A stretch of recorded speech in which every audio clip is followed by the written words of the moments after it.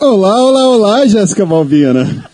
Essa era a vinheta que eu tava esperando. Olá, boa tarde, Tadeu Rodrigues. Você imaginou que a gente fosse ficar 7 anos com um podcast de literatura? Nunca imaginei. Até porque eu acabei de dar uma entrevista ali e eu falei, quando você me chamou pra fazer um podcast, eu falei, vamos, o que é um podcast? Foi isso mesmo. Pior que foi isso mesmo. Eu cheguei pra Jéssica e falei, você já ouviu algum podcast de literatura? Ela falou assim, o que é podcast? Aí eu falei, você nunca ouviu nenhum? Não, eu sei que é alguma coisa que tem a ver parecido com rádio, você falou, né? Aí eu falei, mais ou menos isso. E eu procurei podcast de literatura, não achei. E a primeira intenção nossa era ficar batendo papo, só eu e ela, sobre literatura. Mas isso durou 3 episódios, e aí a Jéssica já deu a ideia de a gente começar a convidar autores e autoras contemporâneos, e deu muito certo, e estamos aí na estrada, né? Mas hoje a gente vai fazer isso, a gente mentiu que vinha o Chico e a Bia, só para atrair público, mas a gente vai trouxe ficar conversando, vocês vão ver. O cover do Chico, vocês não estão vendo o Chico e a Bia ali atrás. A gente vai ficar aqui batendo papo, e na verdade eles vão ficar escutando, a gente trouxe eles só para ouvirem o podcast hoje. Falando um pouco, a gente sempre conta a história do Rabiscos, mas só para ilustrar que a gente começou em 2018 e já tiveram aqui na nossa mesa, além do Chico, que já teve algumas vezes, a gente vai falar disso também, mas já vieram aqui no Rabisco Marcelo Rubens Paiva, Walter Hugo Mãe, Caco Cioca, Itamar Vieira Júnior, Chico Sá, a Dânia Reis, Noemi Jaffe, Marcelino Freire, André Del Fuego, Aline Bey, Amara Moira, Jones Manuel, o Edir Augusto, que está com uma série nova, já veio algumas vezes no Rabiscos, a série do Psica, que vai lançar para o Netflix, inclusive. Paulina Chiziane, que é uma escritora moçambicana também, a primeira mulher a publicar um romance em Moçambique. Luiz Nassif, Mar Becker, Tamara Klink, Giovanna Madaloso, enfim, muitos nomes, né, Jéssica? E aqui em Poços já veio Marcelino Freire, a Mel Duarte, o Leonardo Piana, a Cidinha Mello, a gente tem trazido também, né, o Rabiscos ao vivo aqui. E hoje também... E o Lucas Macabeia. O Lucas Macabeia, que veio aí. A gente tem feito esse Rabiscos na Praça e, para nossa surpresa, sempre lotado, né, Jéssica? Eu acho que isso é uma coisa muito incrível, né? Eu fico muito feliz. Uma das coisas que eu mais amo, que mais me dá tesão é isso, é poder falar de literatura na praça. Eu acho que tudo que eu faço, né... por trás assim disso é para chegar aqui e ter um público disposto a ouvir sobre literatura. E isso me mobiliza muito. Eu acho isso muito rico, muito importante, sobretudo no cenário que a gente vive, com as péssimas ou quase nenhuma investimento público em livro, leitura, literatura, em eventos do porte. Então eu fico muito feliz. Obrigada pelas presenças e pela escuta. Se não fosse isso, a gente não estaria aqui. Então, muito obrigada. Então é isso. Quem tirar foto, marca a gente também, Podcast Rabiscos no Instagram. E segue a gente no Spotify, no Deezer. A gente está na Audible também agora. Quem assina a Audible consegue ouvir offline. É isso. Sem mais delongas. Senhoras e senhores, com vocês, Chico Felite e Bia Trevisan. Uhul!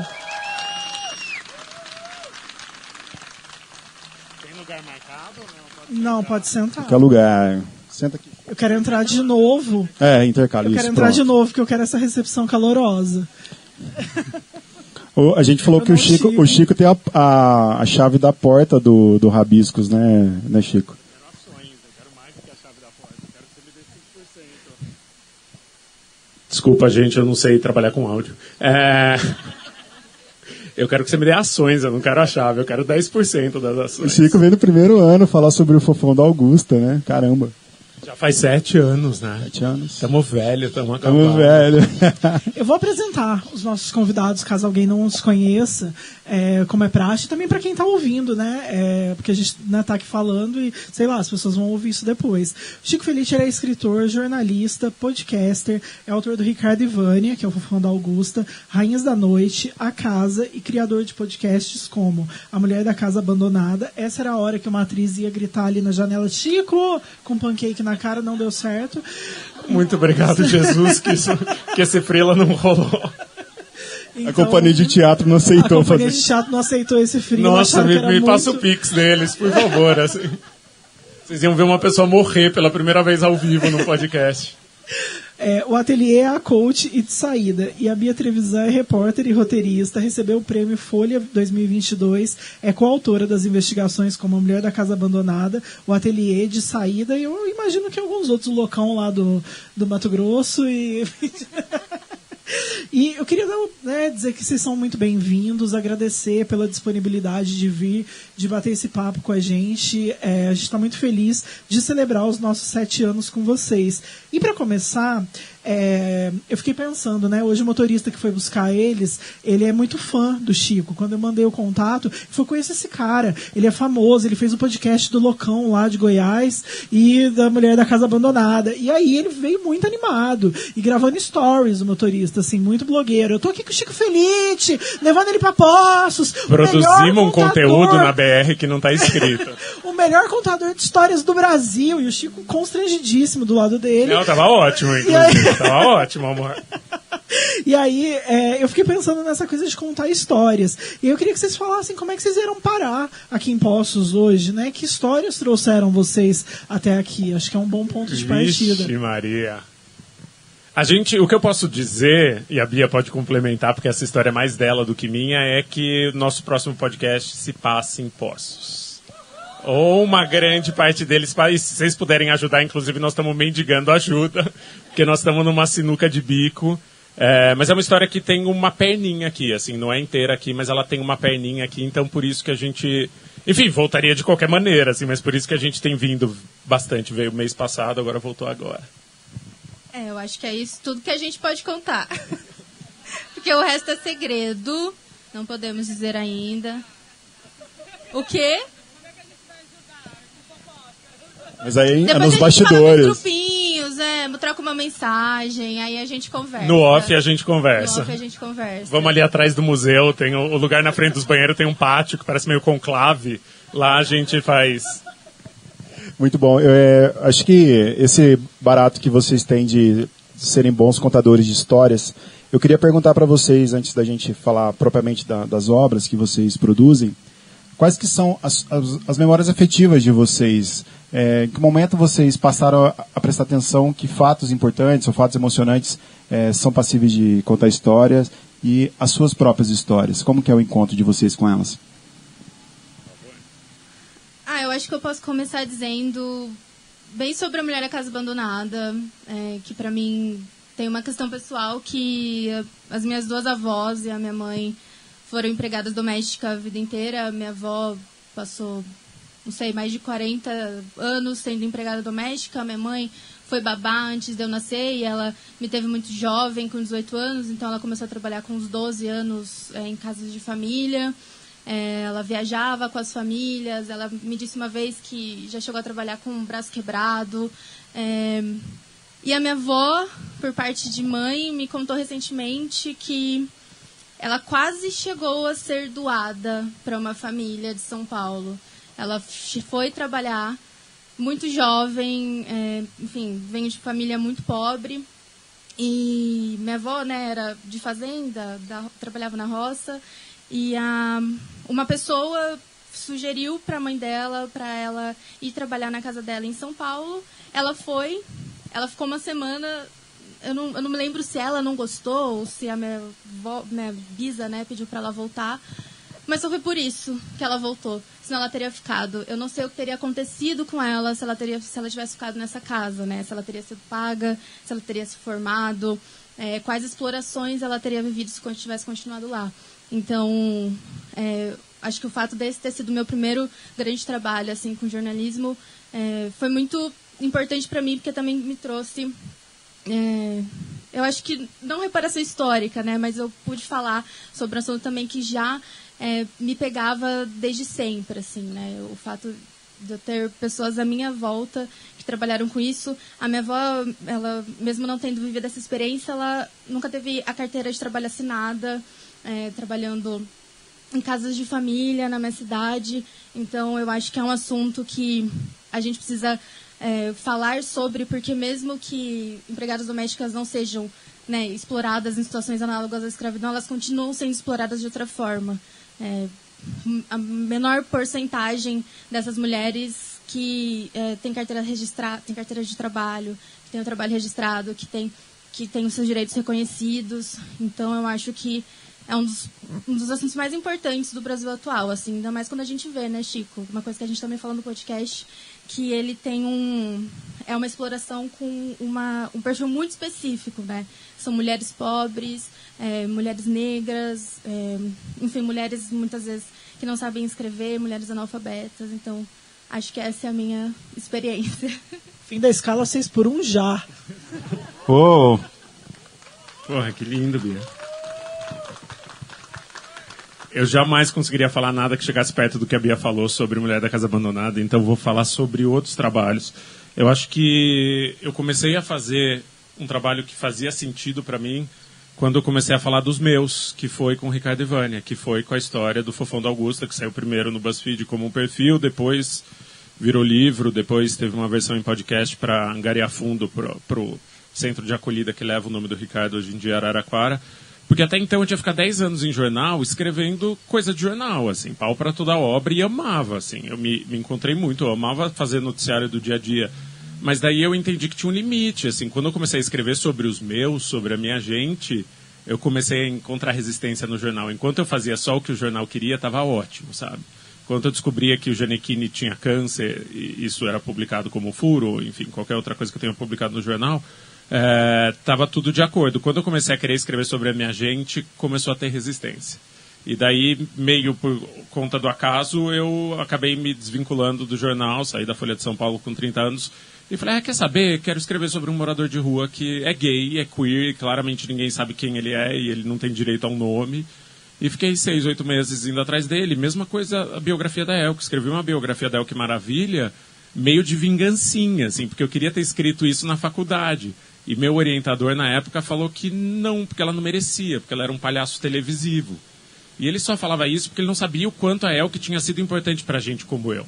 O quanto, tipo, a existência dela era um farol pra gente como eu, que estava no interior e sabia que era diferente, via aquilo na televisão e pensava, pô, dá pra ser diferente, ser muito legal, dá pra ser diferente, ser genial.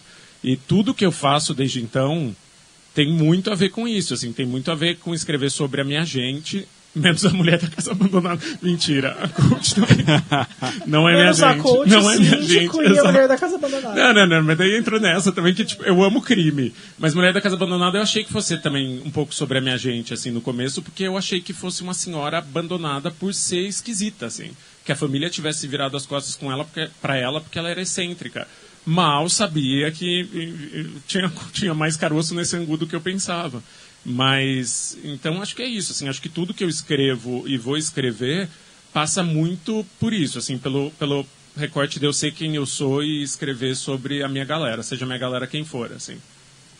Eu acho isso muito legal. O Marcelino Freire, que também tem a chave daqui, se a gente for dividir as ações, nossa, a gente não vai receber nada. A gente vai sair do podcast. A gente vai sair devendo pra galera. Mas o Marcelino fala que ele escreve pra se vingar, né? Que se ele tivesse coragem, ele ateava fogo no próprio corpo. E eu gosto muito dessa escrita que nasce, né? Como vingança. Vamos mandar um beijo pra esse professor, que falou que a palhaço televisivo. Não era pauta. Mas, enfim, eu acho muito importante que a gente possa escrever sobre aquilo que mobiliza. E eu acho que vocês fazem isso com muita destreza, né? Investigam, escrevem, gravam podcasts e fazem séries, enfim. E eu queria saber como é que vocês identificam uma boa história, assim, como é que começa essa inquietação, né? Como é que isso vem para vocês e vira uma obsessão? Porque eu sei que tem que estar obcecado para sair uma boa história. Eu vou primeiro e depois a Bia me derruba, me contesta, porque ela vai falar melhor. Não, pra mim é muito egoísta, assim, pra mim eu preciso querer falar dessa história no bar pra eu querer contar essa história. Se for uma história que eu acho, porra, é relevante, mas que eu não vou querer chegar desesperado numa mesa com 6 amigos e uma original e falar, você não sabe, tem uma velha do lado da minha... Se não for assim, eu acho que não vai despertar o interesse alheio, assim, pelo menos pro tipo de coisa que eu faço, assim, tem... Óbvio, muitos livros e muitos podcasts que são relevantes e não tem essa coisa de ser instigante, mas para mim sempre foi o fator instigante que definiu. Até para eu conseguir trabalhar. Para eu conseguir trabalhar, eu tenho que estar obcecado, como você bem falou. Assim, eu não consigo trabalhar de pau mole. Assim, eu preciso estar só pensando naquilo e dormindo aquilo e acordando aquilo e falando daquilo. Acho que é meio... Deixa eu fazer um parênteses com o que o Chico falou. Não sei se você vai lembrar, 2017 ou 2018, na Flip, eu e a Jéssica estava fazendo uma oficina da Socorro Racioli e um dos meninos que estava comigo, que é um escritor que estava começando, que chama Moacir Calarga, falou para mim assim, eu pedi demissão para vir pagar essa oficina. E beleza, passou. E nisso à noite a gente estava jantando com o Chico. E o Chico falou assim, eu acho que você estava fazendo freela para Folha, se não me engano. Tava. Aí o Chico falou assim, vocês têm alguma história aí? Vocês ouviram alguma história? Eu não tinha percebido que isso era uma história. E eu comentei com eles assim, falei, nossa, eu tô fazendo uma oficina e um menino pediu demissão para vir aqui, tipo... O Chico vai atrás do cara e coloca ele na capa da Folha Ilustrada contando a história. E foi maravilhoso. E eu encontrei o Moacir faz 3 semanas em Araraquara. Olha só. Um querido, tô com o livro dele, vou começar a ler semana que vem, agora que eu vou voltar a ser E ele gente. me agradeceu muito, ele falou, cara, você falou pra mim lá do Chico, ele colocou na Folha de São Paulo. Não, essa história é muito boa, eu lembro de ter ficado obcecado, porque eu entrevistei ele na manhã seguinte, eu chamei ele pra tomar café da manhã comigo, porque eu não conseguia pensar em outra coisa, eu falava, maluco, o bicho pediu demissão pra vir na Flip, essa história é muito boa, ele é muito corajoso, e desde então mantive contato com ele, é um querido, assim, escreve muito bem. Tomara que ele não tenha que mais pedir demissão, que ele ganha bastante dinheiro com a literatura. Mas acho que isso ilustra bem, né, o lance. Uma coisa que pra mim, que eu não sou jornalista, e pra mim foi super banal, uma história legal pra contar pros meus amigos, tanto que eu contei pra eles, mas o Chico já viu ali uma matéria, né? É um Cid. Eu não sei nem se teria o que complementar, assim, eu acho que o que o Chico falou é exatamente isso, a gente tem que estar obcecado pela história e pensar nela o tempo todo. Então agora uma das minhas obsessões é um moço que ele é obcecado em fazer pedidos de habeas corpus. Então, Isso ele é já tão fez... bom, isso é tão bom. É muito bom, ele já fez mais de 500 pedidos. Não, ele não é advogado. Ele não é advogado. Ele não tem nem formação. Ele já pediu habeas corpus pra soltura do Lula e depois pra soltura do Bolsonaro. Ele pede pra qualquer um. Se a gente for preso aqui hoje, ele vai pedir habeas corpus pra todo mundo. Pois é, ele inclusive se chama de ativista da justiça, assim, ele fala que o que ele trabalha, ele considera um trabalho público, assim, em prol das pessoas, e, enfim, eu fico obcecada, eu fiquei lendo sobre ele, vendo todos os processos, todos os pedidos de habeas corpus que ele já pediu, e acho que é assim que nasce uma história, né, a gente fica pensando, mas acho que do meu lado também, e talvez isso seja, não sei se tem pessoas...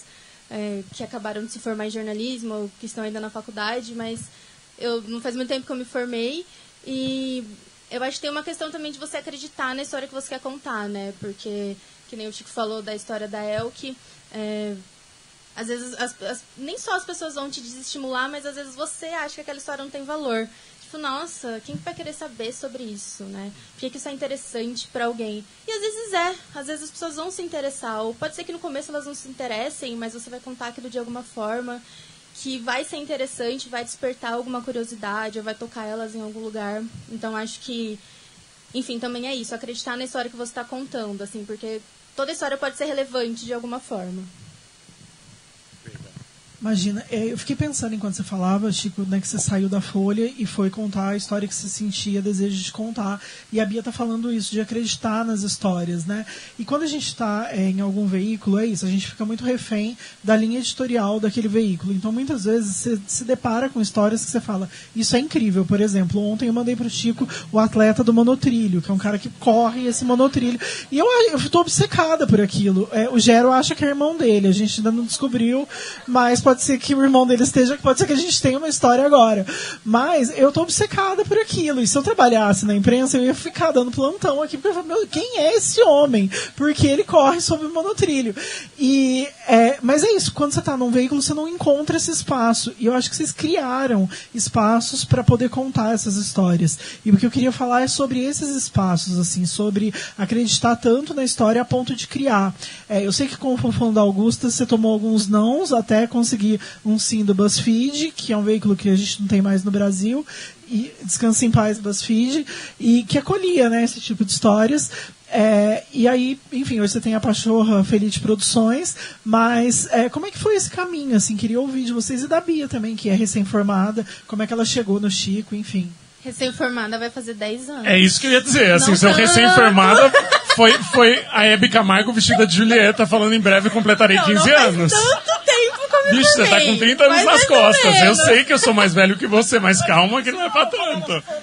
Não, eu que acabei de me formar, falei, 5 anos que eu me gata. formei, 5 anos. Faz 10 que eu entrei na faculdade. Calma lá. Recém-formado, hein? Ainda tenho medo de gravidez na adolescência. Então... Eu acho que, cara, como você bem disse, o perfil do Ricardo muita gente não quis, mas tudo que eu faço até hoje muita gente não quer, assim. Acho que é o que a Bia também defendeu agora. A gente precisa acreditar na história que a gente quer contar, porque não tem jeito, bicho. É um mercado pequeno, é um mercado que tem dinheiro limitado, a gente entende, mas também é um mercado muito careta, cara, muito careta. Ninguém quis a Mulher da Casa Abandonada, ninguém. A própria Folha, num primeiro momento, disse não, sabe? Então, eu tive que mexer todos os pauzinhos possíveis e usar um contato que eu tinha ali dentro para dizer, puta que pariu, olha essa história, assim, a mulher é procurada pelo FBI, ela mora aqui, todo mundo sabe que ela mora aqui e nada acontece. Eu acho que tem que ter uma tenacidade, mais do que ter talento, tem que ter tenacidade, assim, você tem que acreditar e abrir o caminho meio à força, se não existe. É que nem podcast, assim, podcast até 5 anos atrás não existia, vocês existiam, vocês eram dos poucos, assim, mas 10 anos atrás não existia. E foi quem insistiu e quem tentou e numa primeira leva que foi a galera que criou hoje um mercado que é grande, assim, óbvio, menor do que mereceria, mas foi a Déia Freitas que começou a fazer da casa dela, gravando como dava, foi a Mabê e a Carol do Modus Operandi, foi essa galera que começou primeiro com uma vontade, assim, tinha pouco mais do que uma vontade para quem começou, mesmo a gente, né? Tipo, Mulher da Casa Abandonada foi deficitário. Não é que a gente ganhou dinheiro com Mulher da Casa Abandonada, não, a gente perdeu dinheiro. Eu tive que botar uma grana, assim, fazer uns freela bem merda de tradução para ter o dinheiro para pagar uma parte do documentário, porque não tinha anúncio, a gente não ganha nada do Spotify, como também imagino vocês não ganhem nada. E é isso, assim. Então, acho que tem uma coisa meio de tenacidade mesmo. Tenacidade, às vezes, vale mais do que talento. Vou tatuar isso no meu peito. Quando a gente fala de contar histórias investigativas, que vocês precisam ir atrás das pessoas, a Mulher da Casa Abandonada, é evidente, a gente está aqui falando dela o tempo todo porque eu acho que é inevitável, né? E porque saiu a série no Prime Video, assistem, os 3 episódios já estão disponíveis. Aliás, paguem o leite da Pachorra. Por favor, tá muito boa a série. E o episódio também do Rabiscos sobre o Fofão do Augusto é muito legal também, caçem lá no Spotify, no tocador que tem. Mas quando vocês, né, principalmente o Chico, deu a cara, né? Você está lá na série, você está falando, e isso dá uma projeção grande, nacional, e ao mesmo tempo as pessoas conseguem te reconhecer mais agora com o rosto aparecendo quando é só áudio. O que isso atrapalha na parte investigativa, quando você vai nos lugares, às vezes você vai fazer uma... Eu imagino que você vai pedir um pão, o cara já fica meio desconfiado, assim, esse cara vai fazer alguma coisa, ele tá gravando, ele tá gravando. O date é um inferno. A pessoa fica assim, você tá gravando o nosso date? Eu falo, bicho, você precisa ser muito mais interessante que isso. Você precisa ter matado alguém e fugido de um país para eu gravar isso aqui. Você tá anos-luz de merecer que eu grave. Mas não, cara, por sorte, ainda é uma coisa restrita, assim, ainda é um reconhecimento que é muito São Paulo, assim. Pinheiros é difícil de investigar alguma coisa, mas felizmente eu não investigo nada em Pinheiros, né? A gente tende a ir para lugares que estão... Eu já acabei, meu amor. Eu vou comprar todo aquele bairro agora. A gente tende a pegar fatias que são bem marginalizadas da sociedade, que, tipo, não chegou e nem vai chegar, assim. Só o Caco Barcelos. E eu tenho a felicidade de trabalhar com uma pessoa muito competente, que é a Bia, que investiga tanto quanto eu, investiga melhor do que eu, e faz muitas coisas. Foi ela, por exemplo, que achou a Juju, que achou a Júlia, ficou ali meses atrás rodando o Brasil para encontrar e convencer essa pessoa a dar uma entrevista que ela não daria, assim. Então, acho que... E você? Eu acho que uma coisa que eu ia dizer também é que eu acho que o nosso trabalho de falar com pessoas que são marginalizadas, estão às margens, são pessoas que querem contar a história delas. Então, por exemplo, a Katia Lund falou que quando ela bateu na casa da Hilda, a Hilda já começou a falar da Margarida.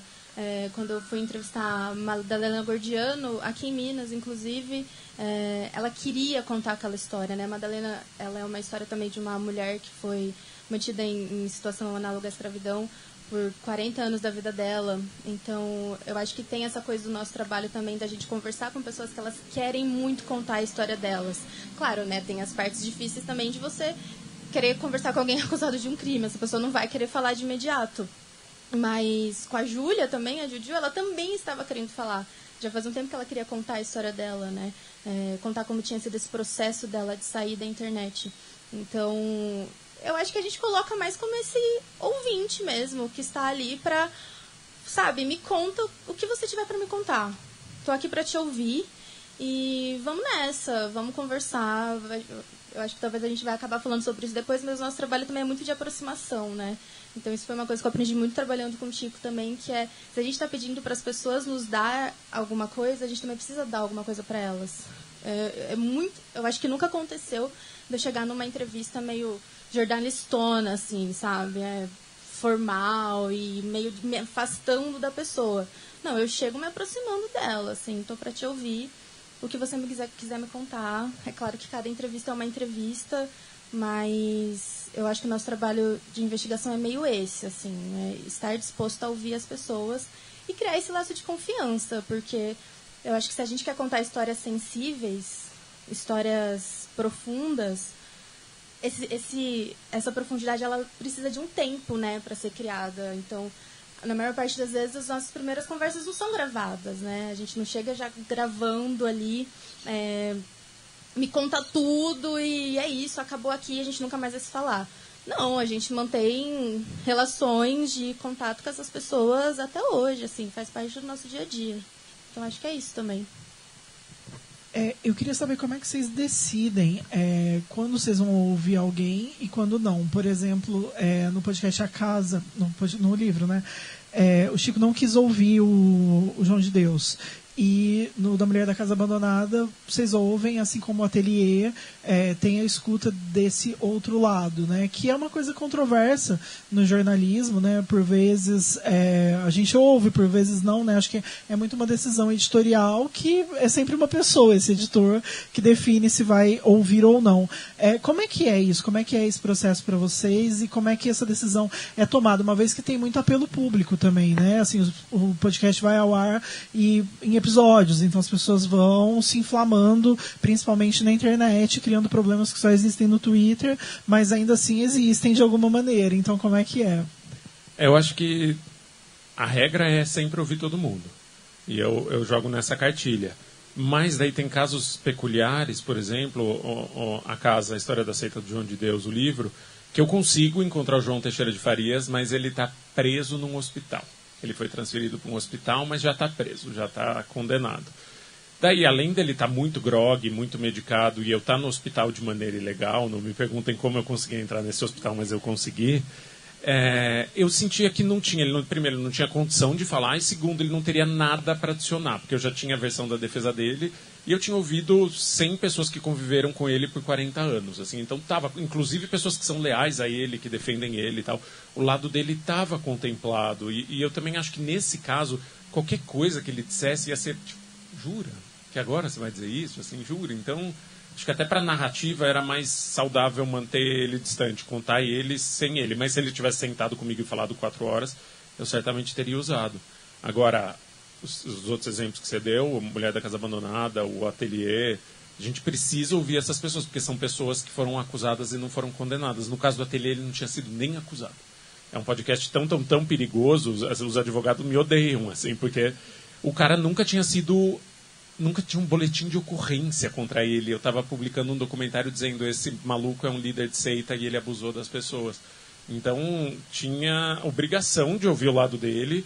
E foi uma tremenda entrevista, assim, tremenda porque é bizarro, assim. A Bia estava comigo e foi uma das entrevistas mais surreais da minha vida, em que ele começa a assediar a repórter que está entrevistando ele, assim. Isso não é o tipo de coisa que acontece, não é o que eu desejo para nenhuma profissional, mas isso diz muito sobre essa pessoa que nós estamos retratando, né? Se numa entrevista, que ele sabe que é uma entrevista que está sendo gravada, vai uma profissional entrevistá-lo e ele começa a assediar essa profissional, que tipo de pessoa é você, sabe? Quer falar um pouco sobre isso, né? Inclusive, eu tinha uma pergunta para emendando, para falar um pouco do Ateliê também, você dentro desse contexto de abuso psicológico, enfim, do Rubens, né? Bom, o Ateliê também foi uma investigação muito relevante para mim, né? Como mulher num mundo que odeia mulheres E, inclusive, a gente veio para cá conversando sobre os episódios novos do Caso das 10.000, que reconta a história da menina de Espírito Santo, que a então ministra Damares articulou para que ela fosse impedida de realizar a interrupção da gravidez. Ela tinha 10 anos e tinha engravidado depois de ter sido abusada por um tio por 4 anos seguidos. Então, entender, né, como isso funciona, falar com profissionais, com pesquisadoras, com psicólogas, entender como que funciona um abuso, entender como que funciona um abuso dentro de um grupo, porque acho que o ateliê também tinha essa questão de ser uma seita, né, de ser um grupo onde existia uma coesão psicológica ali. E falando sobre a entrevista com o Rubens, acho que foi uma das entrevistas mais surpreendentes assim, que eu já fiz. Claro, não foi a mais legal, mas acho que ela foi muito importante para a minha carreira, né, para o meu aprendizado, mesmo como jornalista, como aprender a me portar. Foi a primeira vez que eu entrevistei alguém acusado de algum crime tão sério assim. E no meio da entrevista, claramente, o tratamento que ele dava para o Chico era diferente do tratamento que ele estava me dando, né? Então, primeiro que ele não estava me considerando uma repórter, ali uma profissional, ele se referia a mim como amiga do Chico, ele não se referia a mim como uma pessoa que estava ali fazendo perguntas para ele também. Então, sempre que ele falava alguma coisa a respeito de mim, era, e a sua amiga? Né? Chico, o que sua amiga tá falando? E, enfim, aí teve um momento que a gente começou a fazer perguntas para ele sobre as acusações de ex-alunas que estavam acusando ele de violência física, sexual, psicológica, financeira. E ele começou a me assediar ali, falou, não sei se eu posso falar isso aqui, mas falou para subir na mesa e tirar minha roupa. Enfim, falou que se ele pedisse para cuspir na minha boca, o que eu faria. Enfim, se ele pedisse pra gente ir para um quarto, ele ficar nu. E foi muito curioso, porque na hora eu nem pensei muito na minha postura, né? Foi exatamente o que o Chico falou. Eu só deixei ele continuar. Porque isso, ele estava falando essas coisas absurdas com 2 gravadores enormes na frente dele. Então continuou, fiquei séria, ouvindo o que ele estava dizendo, para saber até onde ele ia chegar, né? Qual que seria o próximo passo dele? Ali, ele ia acabar confessando mesmo tudo que ele tinha feito. Ele já estava, de certa forma, confessando. E foi engraçado que no final, quando a gente saiu, o Chico até comentou, eu falei, nossa, Bia, admirei muito sua postura, como que você foi, né? O seu pulso firme. Parabéns pelo seu jogo de cintura. Eu fiquei meio surpresa, assim, porque eu nem tinha reparado que eu tinha me comportado dessa forma, assim. Foi uma coisa meio que natural, porque eu não ia também me levantar e começar a discutir com ele questões assim, porque é isso, ele estava se prejudicando, então aquilo era bom pra gente, né? Óbvio. Foi horrível, mas, pra ser sincera, na hora eu nem achei tão horrível assim, como pra mim, assim, foi... Acho que depois eu fiquei pensando, nossa, que absurdo, né, isso ter acontecido. Mas na hora foi isso. Continua, vai. Quero ouvir até onde você vai falar, até onde você vai com esse papo. E acho que não só nesse caso, assim, mas eu vejo que ser jornalista também. Sou uma jornalista jovem, eu percebo que muitos entrevistados tentam me diminuir. Principalmente quando eu vou entrevistar autoridades, assim, eu vejo que eles não me respeitam como uma repórter. Eu acho que eles me veem como uma estagiária ou como uma... É isso, né? Uma estagiária, uma estudante aí de jornalismo que quer fazer uma entrevista, sabe? Vamos receber ela por pena, por compaixão, sabe? Ela tá aqui, eu fui entrevistar esses tempos um desembargador no Rio de Janeiro que foi uma entrevista muito esquisita, durou 10 minutos, ele nem se levantou para me responder, para me receber. Eu fiquei, tá. Inclusive aqui em Poços, da última vez que eu vim, eu fui conversar com os senhores numa praça, que eles também foram, assim, super indiscretos, de mau gosto, começaram a falar comigo de uma forma muito esquisita, e eu me apresentei como jornalista, né? Falei que eu estava ali como repórter, fazendo perguntas, investigando um caso, e, enfim, zero cuidado. E acho que é isso. Bem-vindo a Poços. Eu acho que eu até comentei com você, né? O que aconteceu. A gente está numa bolha segura, penso eu. E é isso, mas eu admiro, Bia. Eu, no teu lugar, assim, essa hora a galera tá fazendo vaquinha pra me levar Marlboro no cadeião. Porque eu já ia ter saído na mão com esse Rubens há muito tempo. Eu já ia estar preparando o habeas corpus. Tadeu ia estar preparando meu habeas corpus. Compulsivamente, assim, é isso, porque misericórdia.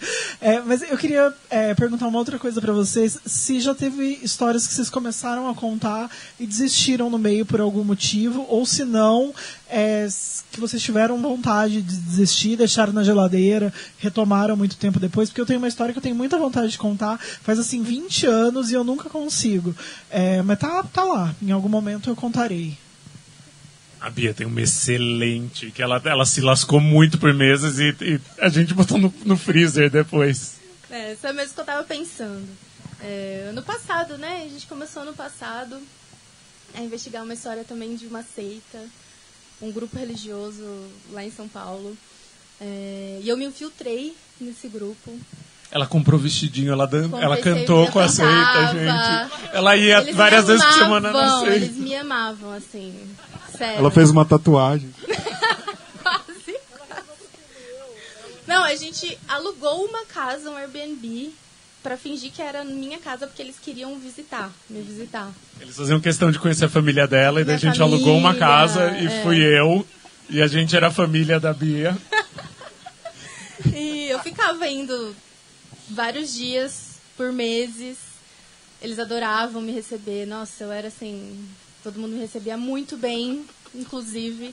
Eles me amavam muito, sério. Era muito doido. E aí eu fiquei, acho que uns 3, 4 meses indo toda semana lá. Tinha que cantar, dançar. E depois tinha um jantar depois do culto. E o culto durava, 4 horas. Ela tinha um vestidinho tão lindo. Ela tinha a toga da seita. Era muito incrível. E aí eu fui inventar de dizer que quando eu era criança eu já quis ser cantora. Daí eles ficavam insistindo pra eu cantar lá na frente. Eu ficava, não, gente, eu não canto. É brincadeira. Não, minha voz não é boa. Aí horrível. Aí eles já inventaram que eu ia me batizar. Daí eles colocaram lá na lista de afazeres. Beatriz vai se batizar. E eu, eu nunca falei isso. Eu vou me batizar. E aí entrou pra geladeira. Um tempo a gente ainda tava falando disso antes de vir aqui, o que a gente faz com essa história. Até onde a gente vai com isso. Porque é uma história, né, importante, relevante. É uma coisa que a gente quer contar, quer levar pro mundo. Mas acho que ainda falta um pouco, assim. A gente tá tentando entender os próximos caminhos. Eu falei exatamente isso. Talvez seja o batismo. No almoço hoje ela falou, será que eu me batizo? Será que a gente resolve se eu me batizar? Cara, mas eu acho que respondendo sua pergunta, eu acho que tem uma coisa de timing, sim. Eu não desistiria da história de 20 anos, assim. É o que demorou 20 anos. Várias coisas demoram muito tempo. E eu acho que essa história da seita da Bia Cantora vai sair um dia, assim. A gente só precisa que mude um pouquinho o cenário, assim. Então, ou mesmo essa história que a gente tem que fazer em Poços de Caldas, talvez não seja agora que saia. Se a gente conseguir falar com quem a gente precisa falar, pode sair daqui a um mês. Se a gente não conseguir, eu acho que também tem uma sabedoria em falar, tá aqui, eu não perdi. Talvez o mundo vá mudar, vai ter um outro alinhamento astral, ou enfim, essa pessoa um dia vai querer falar comigo, a pessoa que não quer falar hoje, e não desistir, assim. Acho saudável também não bodear das coisas, sabe? Porque às vezes você encaralha da história porque ela não tá do jeito que você quer e você pega bode dela. Não, é também deixar na boca de trás do fogão. Você cozinha alguma coisa na frente, mas deixa em banho-maria na boca de trás. Quem sabe daqui a pouco não dá certo, sabe? E não vai ter sido em vão, Bia, você ter cantado com um vestidinho. Eu queria poder mostrar o vestidinho pra vocês. Nossa, gente, o vestido é muito feio. É tão feio, velho. E ele pinica. E aí eu tinha que ficar. E era um lugar que era muito quente. Era uma sala muito quente. E com o vestido até o joelho, pinicando. E tinha que cantar e dançar. Cara, meu Deus, eu vou morrer aqui. De domingo. Dia de domingo, velho. Adicional de insalubridade, entendeu? E acho que é isso. Eu queria que vocês falassem um pouco também desse contato agora com o público, né, com as pessoas que assistem vocês. A gente está numa praça, né, inclusive, acho que o pessoal não consegue ver, né, Gero, pela câmera, mas a galera que vai estar no YouTube, a gente está com uma praça cheia, vendo vocês falando, e pessoas que vão poder chegar e conversar com vocês sobre, falar, né. Como que vocês têm essa relação com o público e qual medida vocês se preocupam com isso, assim? Como que vai chegar ou isso não é uma preocupação que vocês têm? Ele passou um motoqueiro gritando aqui. É da seita. Eles só descobriram que a Bia estava aqui. Essa seita existe em Minas também, então vai que, né? Verdade! Deve ser o maior abraço deles aí em Poços de Caldas. O presidente corre no monotrilho, o presidente da seita. Nem sei se seita tem presidente. O líder. Não, esse eles chamam de Deus. Ah, de Deus. Uns são Deus. mestre, esse eles chamam de Deus mesmo. A pessoa é Deus. E tem retrato em todo lugar. Você vai no banheiro, tem um retrato de Deus. Você vai... É muito lindo. As pessoas choravam Exato. ouvindo ele falar e eu tinha que fingir que eu tava me emocionando também. Era bem difícil, assim. Era bem difícil. Eu acho que ela converteu e desistiu por isso de contar a história. Cara, eu acho, pra mim, pelo menos o contato com o público é muito massa. Eu amo, mas eu sou de uma carência canina, assim. Eu sou uma pessoa que, tipo... Eu sou o contrário de sem carisma, assim. Eu sou a pessoa que, se deixar, eu fico o dia inteiro na rua falando com desconhecidos, assim. É o que me preenche. Então, eu acho massa. E quanto a como as mensagens vão passar... eu acho que a gente não tem esse controle, assim. Acho que em algum momento da minha vida eu achei que tivesse, mas daí você entende que você conta o que você quer contar. Como vai chegar no ouvido da pessoa ou no olho da pessoa, você não tem esse controle. E sempre aceitar que leituras e audições são diversas, assim. Então, a pessoa que vai ler e vai achar muito massa, outra pessoa vai ler e vai achar um lixo, a pior coisa já produzida no mundo, e vai fazer questão de falar isso pra você. E daí você aprende a lidar. Que bom que o mundo é plural, né? Que bom que o mundo é diverso e que as pessoas não gostam das mesmas coisas. Os odiadores são rápidos também, né? Eles assistem, por exemplo... Eles são muito mais eficientes, bicho. É tipo, o odiador vai chegar primeiro, assim, no comentário. E chega mais, assim, acho que eles gostam mais de falar do que quem gosta. Acho que quem gosta fica quietinho. Quem gosta, gosta em silêncio e segue adiante, sai pra jantar, sabe? Quem odeia, não. Quem odeia não sai pra jantar, fica na internet falando. E quando você falou que você lá atrás, por algum momento, teve essa preocupação, é porque você achou que talvez essa função de contar uma história que para você é importante, pelo menos dentro da sua subjetividade, é porque você achou que isso tinha uma função social, assim, olha, eu vou transformar alguma coisa? Até porque a Mulher da Casa Abandonada tem um pouco, né? Tem bastante, né? Eu acho que tem, sim. No final, a prioridade é sempre contar uma boa história. É isso, assim, eu não quero mudar o mundo, assim, mas eu tenho uma consciência de que dá para mudar um tiquinho do mundo se você contar a história certa com a voz que aquela história merece, assim. Então, se você for falar sobre escravidão contemporânea e você mostrar o quanto é atroz a escravidão contemporânea ao mesmo tempo como ela é comum, talvez as pessoas que ouvirem vão se dar conta de que tem gente que pode estar sendo explorada perto delas, que foi o que aconteceu em Mulher da Casa Abandonada, que aumentou muito o número de denúncia. Então, sim, mas não é o propósito, assim, não é uma missão. Acho que isso seria mais pro ativismo do que para escrita, mas que rola, assim. Mas também teve alguns momentos em que eu achei que eu estava tentando proteger pessoas que eu achava que mereciam ser protegidas. E isso foi de uma ingenuidade escabrosa, assim, de eu achar que você pode controlar o que as pessoas vão achar de alguém num documentário, de alguém que você vai documentar a vida, assim. Então, sei lá, o último episódio da Mulher da Casa Abandonada, que saiu semana passada, eu achei que fosse ser um episódio que fosse repercutir, porque eu descobri que a Margarida Bonetti se escondeu por 10 anos numa casa super pobre em Campinas.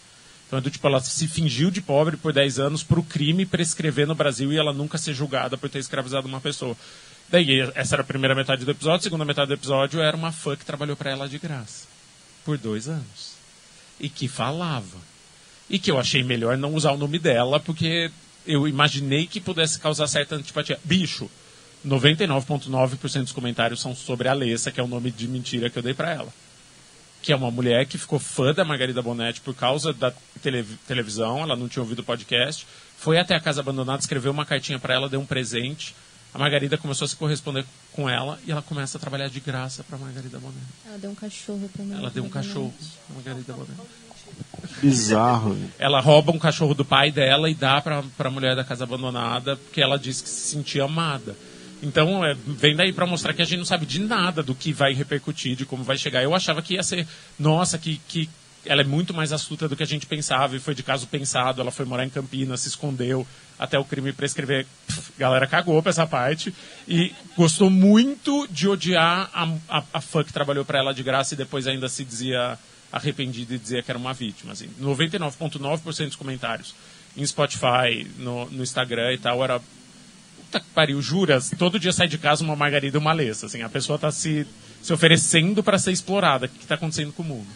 É engraçado, porque a Mulher da Casa Abandonada, a gente ouve muito as pessoas falando, até a gente conversando, Jéssica, a Lorena também falou que possa ser comum ter quartinho da empregada para dormir, e as pessoas falando isso, nossa, na época da minha avó era comum ter uma pessoa que trabalhava lá, que a gente entendia que era da família, mas não recebia nada. Então, isso reverberou politicamente, socialmente também.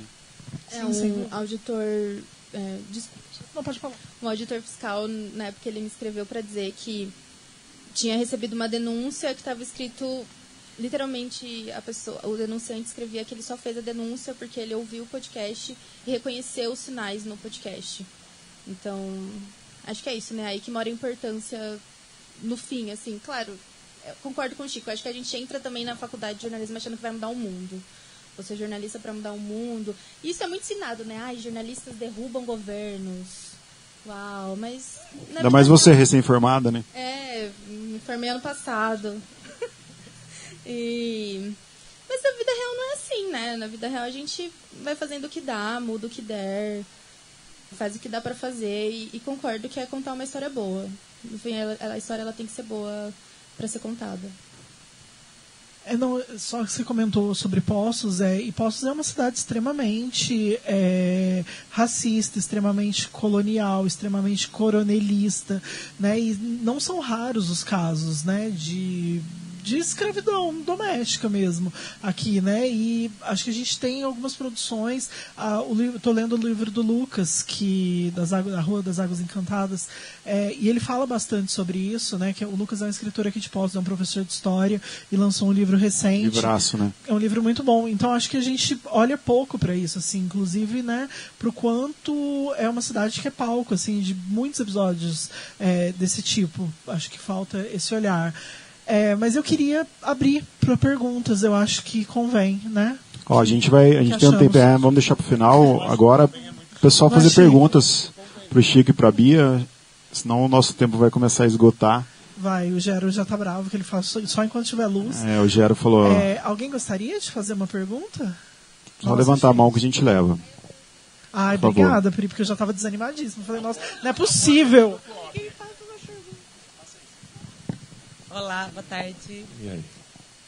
Eu não sei nem como elaborar muito bem, mas assim, numa situação que vocês estão fazendo uma investigação, em algum momento vocês duvidam do que vocês estão fazendo mesmo? Tipo, será que é isso mesmo? Tipo, por exemplo, o síndico. Você vê que o cara é absolutamente manipulador, assim. Você fala, será que eu estou indo para o lado certo? Será que eu estou colocando uma pessoa na fogueira que realmente não é? E como é que funciona isso nessa linha, assim, mais ou menos? Cara, você definiu o nosso dia a dia. Assim, o nosso dia a dia é achar que a gente está enlouquecendo e sendo injusto. Porque no caso do síndico foi isso. Assim, eu falava, não, bicho, não é possível que esse cara tenha mudado de nome e roubado tantos prédios e fugido e hoje em dia mora em Portugal. No caso da Mulher da Casa Abandonada foram 2 meses falando, bicho, eu estou inventando isso não existe. Assim, Francisco, você está delirando, são os primeiros sintomas de sífilis secundária, assim, chegou no seu cérebro, você não encontrou uma pessoa foragida pelo FBI vizinha da sua casa, isso não existe. E daí eu acho que essa insegurança, na real, é boa, no fim, porque você vai ter que juntar tanta prova, você vai ter que juntar tanta história, você vai ter que criar uma base tão sólida para contar aquilo, que você só se convence quando é inquestionável. Quando você tem um documento que mostre, ou quando você já ouviu 200 pessoas contando a mesma história e tudo bate e os documentos batem. Então, acho que essa insegurança, por mais que ela faça um mal pessoal, ela é extremamente benéfica profissionalmente, porque você só vai levar para público... Imagina se acusar alguém injustamente, velho. Acabou sua vida, não é que acabou sua carreira. Você é uma pessoa ruim, assim, você é incompetente e imprestável.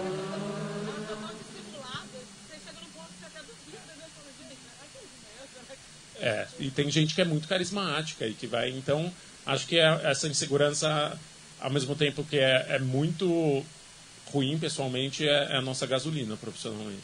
E é o tempo inteiro, assim, o tempo inteiro. E acho que também tem um pouco do outro lado, que a gente também passou por essa crise de será que a gente está perdendo alguma peça? Será que a gente está sendo enganado por esses entrevistados? Será que a gente não está falando com as pessoas que a gente deveria falar? Porque a gente estava fazendo também um podcast, investigando a história de uma pessoa que há muito tempo tinha sido acusada de um crime, e a gente queria saber se isso era verdade ou não. E todo mundo dizia, não, isso não aconteceu. A gente ficava, mas será que a gente está caindo em papo? Será que a gente está faltando alguém, a peça-chave que a gente deveria ter encontrado e não encontrou? Mas é isso, eu acho que toda história... Eu não faço ideia do que você esteja falando. Tipo, eu pensei em todas as histórias recentes. Que bom, e eu falei, então. Cara, eu não faço a pica da ideia do que você está falando. Disfarcei bem. Arrasou. Depois você me conta, porque eu fiquei aqui, calma. Será que eu deixei essa passar? Será que eu tomei esse gol?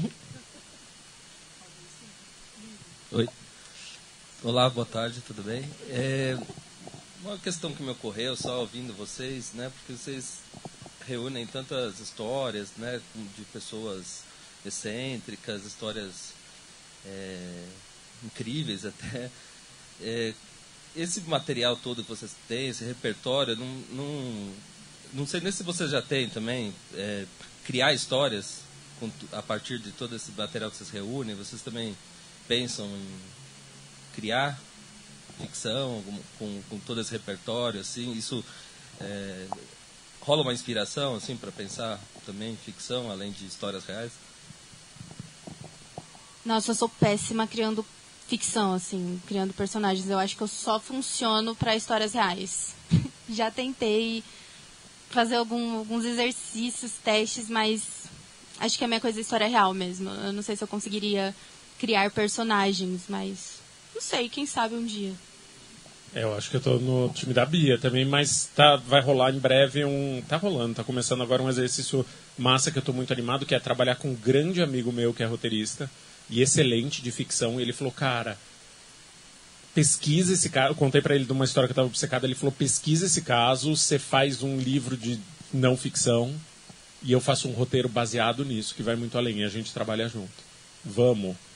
Eu nunca tinha pensado nisso. Ele falou, porque as melhores histórias você só está ordenhando a realidade. Assim, você pega coisa da realidade que você não acredita que possa ser verdade, remonta, dá uma ajustadinha para criar um arco que seja mais satisfatório, e isso dá uma excelente série. Daí eu falei, olha, vamos. E acho que eu vou trabalhar com ele. Assim, daí vai ser uma bola dividida, assim, porque eu vou ter investigado um caso que é real e que eu sou obcecado. E ele falou, cara, isso dá uma série excelente, mas precisa ficcionalizar. Não pode ser exatamente do jeito que foi, porque não funciona para ficção. Ficção precisa ter um arco, né? A gente é rei de final merda, assim. Quem escreve não ficção é rei de frustrar quem ouve ou quem lê, porque a realidade não termina do jeito que a ficção termina. A ficção geralmente tem um final que é satisfatório, as coisas se encaixam. A realidade muitas vezes é tipo... que é a pergunta que a gente mais ouve na nossa vida profissional, que é, ela saiu da casa, ela foi presa? Não, bicho, ela continua morando no mesmo lugar que ela sempre morou, ela vai continuar lá para sempre, porque o crime prescreveu. E as pessoas se insuflam contra a realidade, com razão nesse caso, mas é isso, a realidade não vai te dar o final que a ficção te dá. A ficção tem um final satisfatório, a realidade quase nunca tem um final satisfatório, e acho que por isso...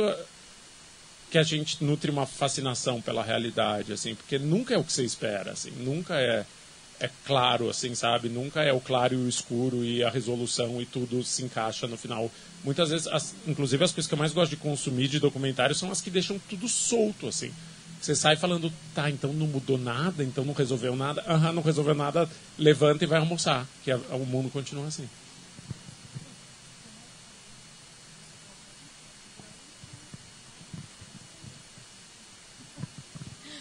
Oiê! Minha melhor amiga. Como vocês fazem para proteger a integridade de vocês durante os casos? E tem alguma história que vocês queiram compartilhar com a gente? A gente não faz nada, né? Você faz alguma coisa? Não faço nada também. Quando você ia na seita, você me mandava mensagem. Isso, quando você entrava e saía, e eu ficava de olho. preocupada com isso. Não, era uma coisa... E daí, tipo, quando a seita foi na casa dela, que é a casa que a gente montou como se fosse dela, eu tava junto. Sim. A gente ia viajar com a seita, eu ia junto. Sim. Sem nunca dizer que a gente era namorado, porque a gente não pode mentir. Mas eu apenas existia, assim. Eu era uma figura que aparecia na vida dela. Sem nunca dizer exatamente como. Não, eu sempre dizia. Então, falava mais ou menos que horas que era pra terminar. Dizia pro meu namorado, pros meus pais que eu tava indo. Se até... sei lá, 9 da noite, 8 da noite, eu não dissesse nada, Vai lá.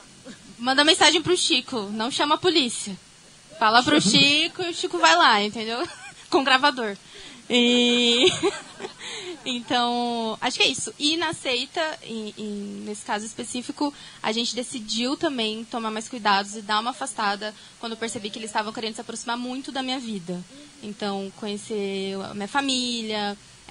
eles têm algumas regras, né, que os novos membros, eles querem visitar todos os domingos, esses novos membros, eles querem ir na casa dessa pessoa. Então a gente falou, não, calma, vamos botar esse pé no freio, até a gente entender até onde isso vai, o que a gente vai fazer, como contar essa história.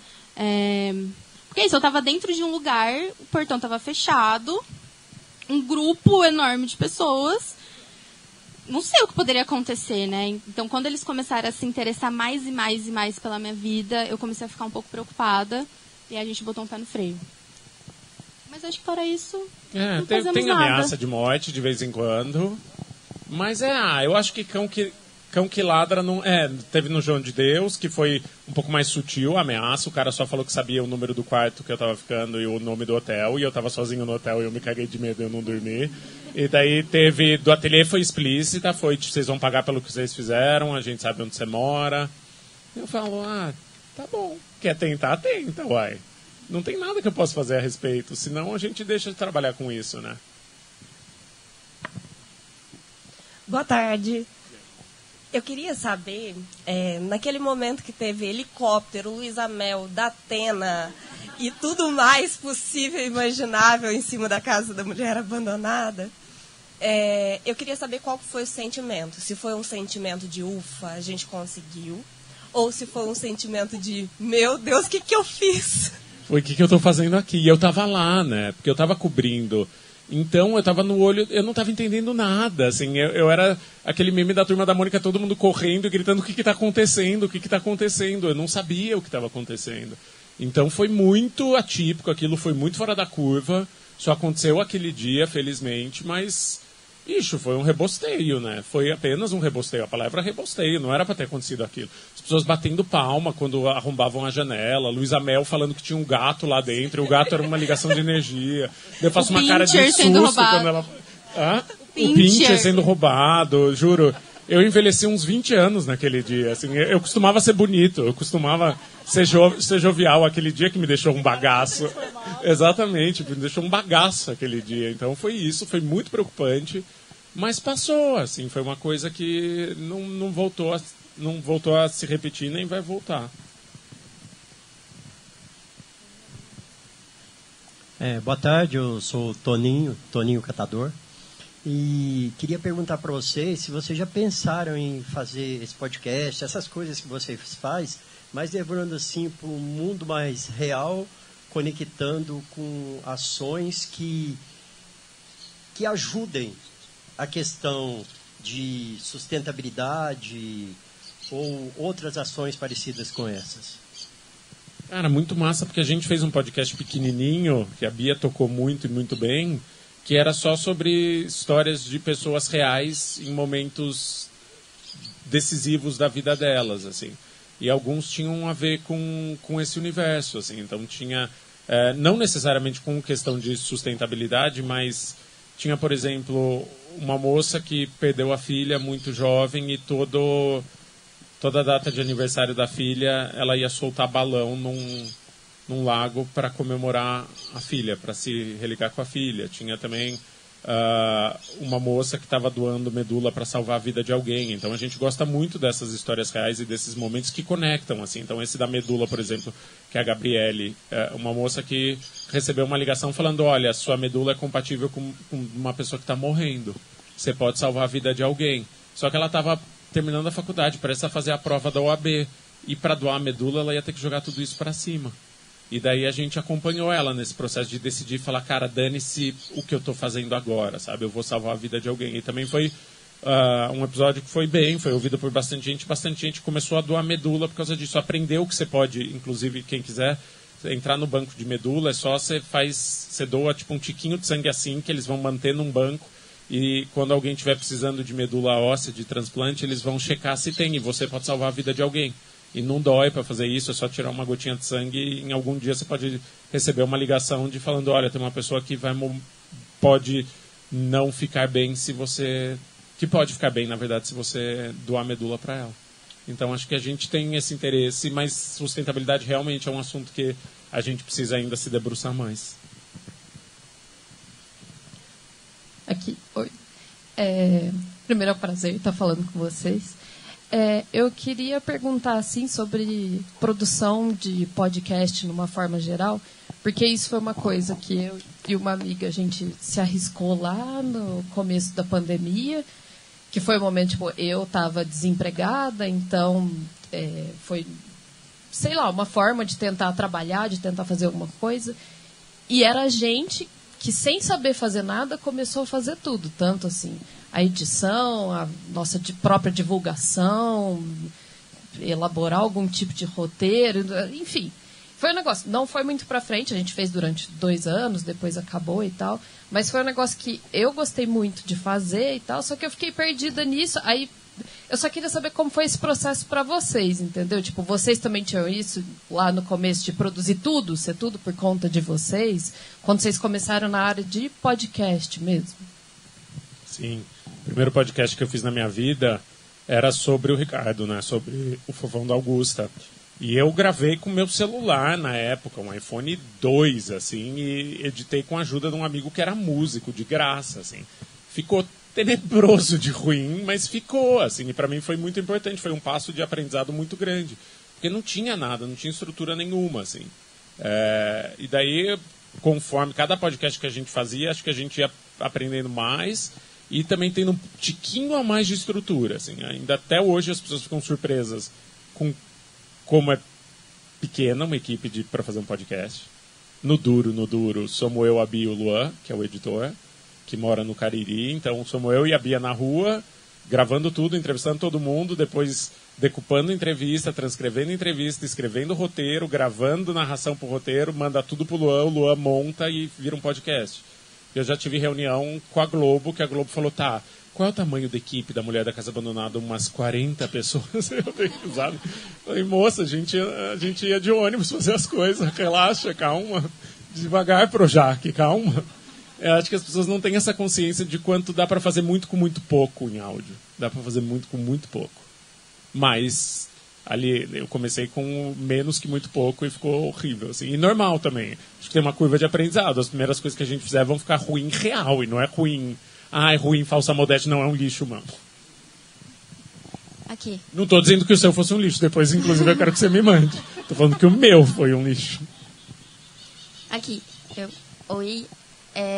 Eu queria saber como que é para vocês trabalhar com jornalismo e o conteúdo que vocês fazem, que muitas vezes é um jornalismo que fere a grande mídia, né? O que é assistido, às vezes, no nosso país, e principalmente porque a gente passou por um momento em que o que vocês trazem, a luta antirracista e tantos outros temas, nacionalmente tinha levantado um movimento que pregava e apoiava isso. Então, como é fazer um jornalismo que convence, que conversa com o público, que consegue dialogar, né, com pessoas que estão sentadas aqui, por exemplo, mas também vai de frente e confronta mídias grandiosas que talvez podem ameaçar, talvez retirar o seu conteúdo, né?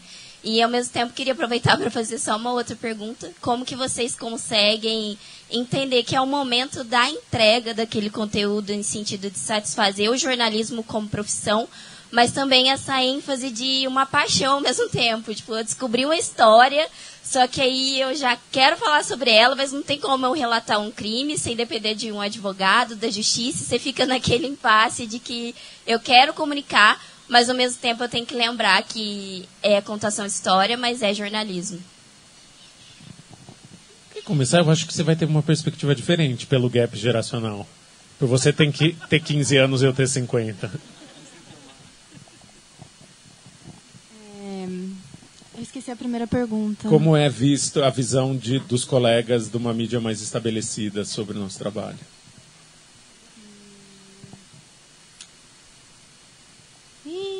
Deu branco. Quer que eu comece? Eu começo, então.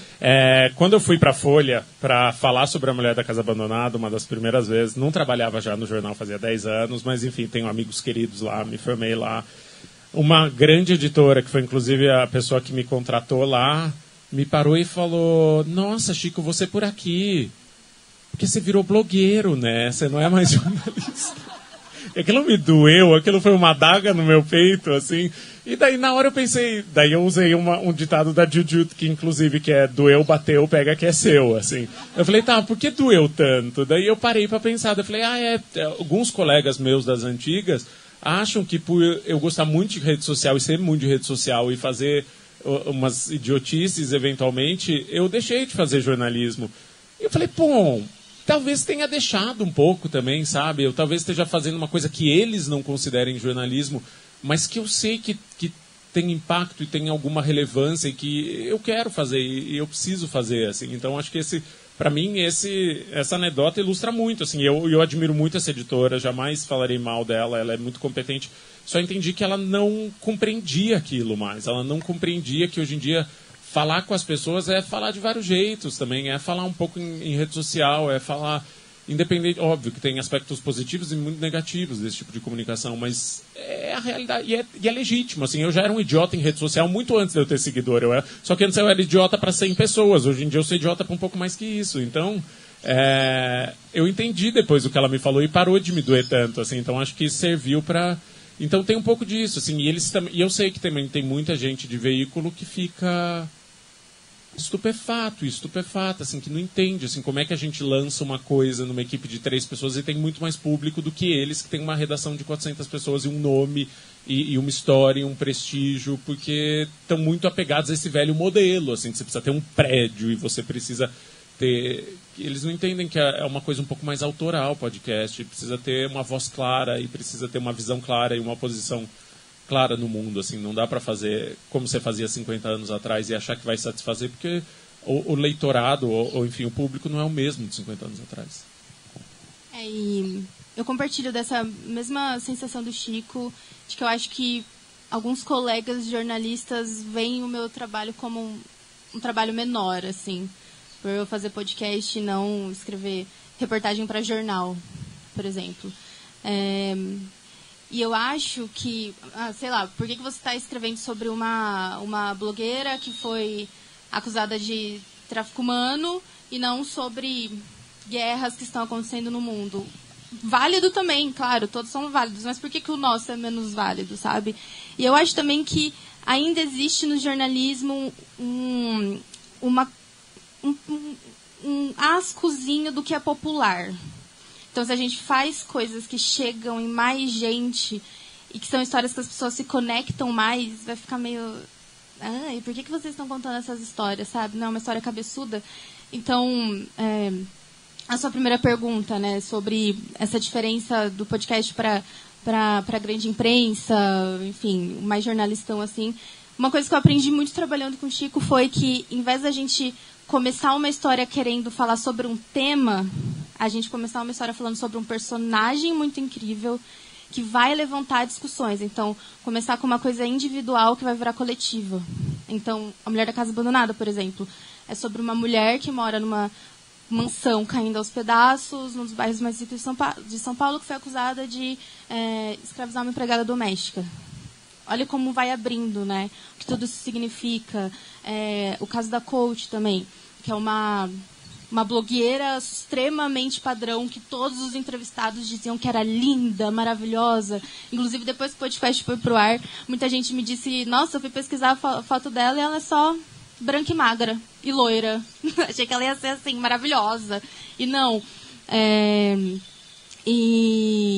E aí ela, sabe, usou as redes sociais para inventar uma vida, para convencer as pessoas daquela vida e chegou num crime gravíssimo. Então, acho que o que eu estou aprendendo no jornalismo é isso, assim, vamos contar uma história de gente como a gente, que as pessoas vão se conectar, sabe? Então, ao invés de a gente ficar discutindo temas abstratos, Vamos trazer um rosto, vamos trazer pessoas reais que passaram por aquilo, que viveram aquilo mesmo, e aí as pessoas vão conseguir se conectar de fato, aquilo vai ter um impacto maior. Porque eu acho que no jornalismo que se fazia 50 anos atrás era um pouco isso, né? Vamos discutir aqui assuntos e, talvez cheguem alguém. Mas a gente prefere contar a história de gente, né? De gente real. E aí essas pessoas vão contar pra gente histórias maiores. Então, o Chico mesmo, assim, o que ele menos gosta de fazer é entrevistar gente importante, né? Autoridades. Aí esse trabalho sempre fica pra mim. Vai lá entrevistar os cabeçudos e é isso, né? Eu vou lá ter que entrevistar e tal. É verdade. E é verdade. E porque é isso que a gente gosta, né? Eu acho que uma história real, ela vai ter muito mais para falar, ela vai conversar muito mais com a gente do que especialistas. Claro, é importante também, né? Claro, mas eu acho que até o próprio vídeo do Felca, né? Se a gente for pensar nisso, teve muito essa discussão já tinha tanta gente falando sobre isso há tanto tempo, e de fato esse trabalho é muito importante, precisa ser feito, mas o Felca, ele tem um outro público, né? Ele vai conseguir chegar nas pessoas de outra forma, vai conseguir falar com uma outra linguagem. Então acho que essa é a importância do podcast também, né? Não só do trabalho que a gente faz, eu sinto que o podcast consegue ter essa linguagem que as pessoas se conectam. Aliás, obrigada, Felca, obrigada a vocês por fazerem o trabalho do Ministério Público, né? Exatamente. Na verdade, eu queria lembrar do Chico Blogueiro e fazer um apelo. Se alguém tiver alguma marca de creme, o sonho do Chico é fazer uma publi do Homem da Cara Abandonada. Que ninguém nunca teve essa sacada. Ele falou isso num outro podcast, eu achei genial. Então, acho que é sobre isso também. Teve uma que propôs e eu não topei. Não, Chico. Eu achei que ia ser de mau gosto. Mas eu estou patrocinado hoje em dia pela Salve. Obrigado, Salve. Eu estou lindo. Se essa cut está boa, é porque graças a Júlia Petit. É o momento da gente fazer a publi da gente, é isso. Inclusive, eu pedi o microfone por isso. Eu queria muito que a gente pudesse ficar aqui o resto da noite fazendo perguntas, mas a gente tem que entregar aqui o nosso mini palco. Vai ter discotecagem, vai ter videomapping, a Mia continua. Eu queria lembrar vocês que tem uma banquinha ali do lado, onde estão sendo vendidos kit Mia. Inclusive, tem kit para os convidados, em algum momento ele será entregue. E vem copo, vem um chaveiro, vem um adesivo e uma sacola estilizadíssima. E aí, com a venda desses kits, a gente está pagando o evento também. Afinal de contas, o investimento é sempre muito alto e a gente não consegue bancar tudo que precisa, então a gente conta com o auxílio de vocês comprando os kits para a gente conseguir continuar realizando a Mostra Integrada de Artes, continuar realizando o podcast, continuar fazendo eventos que são públicos e que são democráticos e que são para todos. Infelizmente, não cabe mais para a gente fazer perguntas, mas quero deixar os recados. A gente tem na sequência aqui o DJ Mancha e continua com discotecagem. Vai ter um after no Santa Rua, que é uma balada aqui da cidade, né? Vocês não sabem, mas estão convidados. Amanhã tem o lançamento do meu livro, que é o Porca Gorda, vai ser no Casarão, na Rua Marechal, às 15h. Vai ter discotecagem com os Jofas também. Então, é isso. A Mia continua até amanhã. Começou na quarta-feira, continua até amanhã. Quero agradecer muito as presenças, a escuta de vocês.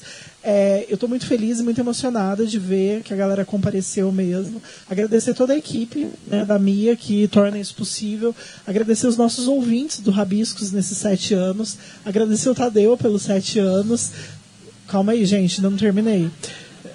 E, por favor, agradecer a Bia e o Chico por terem topado também estar aqui com a gente. Vou deixar para vocês fazerem as considerações e Tadeu também se despede. Quero muito agradecer a Jéssica, que há 7 anos topou aí, tá comigo nessa empreitada. A Jéssica é um talento, tá lançando um livro maravilhoso. Então amanhã às 3h eu vou estar lá.